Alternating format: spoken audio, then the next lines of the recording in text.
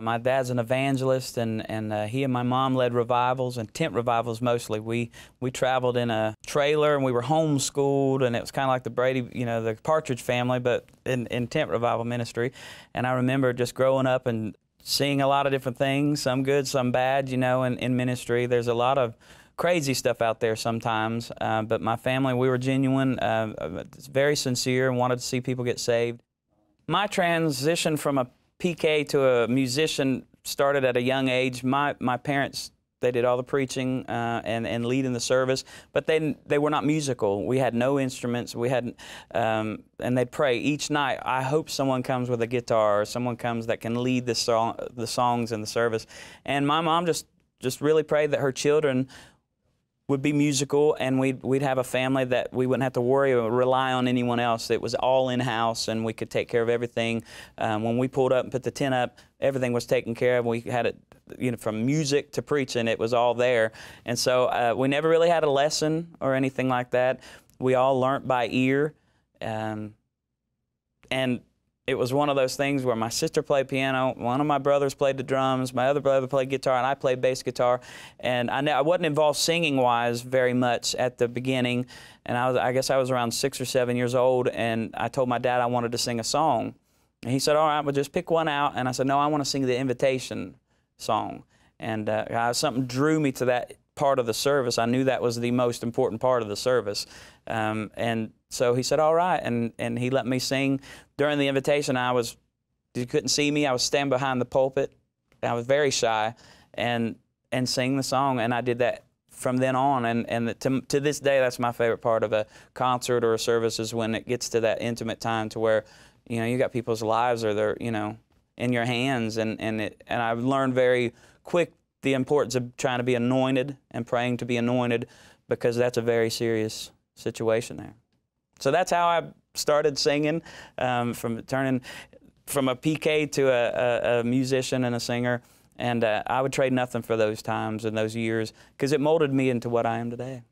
The song Not Guilty that's one of my favorites on the new project. It's a song, it's a cover song. Mandisa recorded it several years ago. It was not a huge song, but a lot of people have never heard it.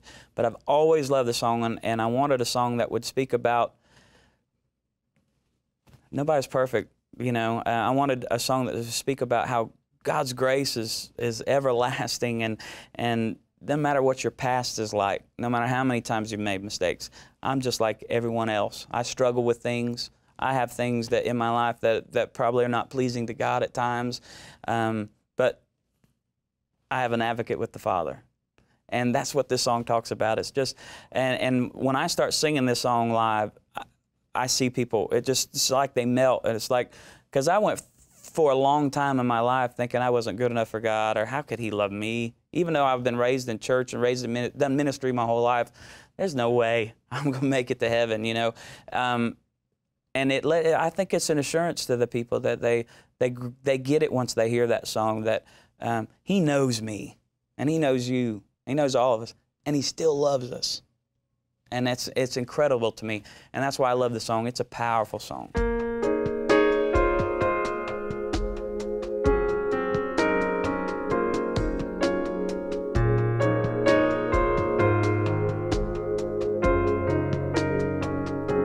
Stand accused.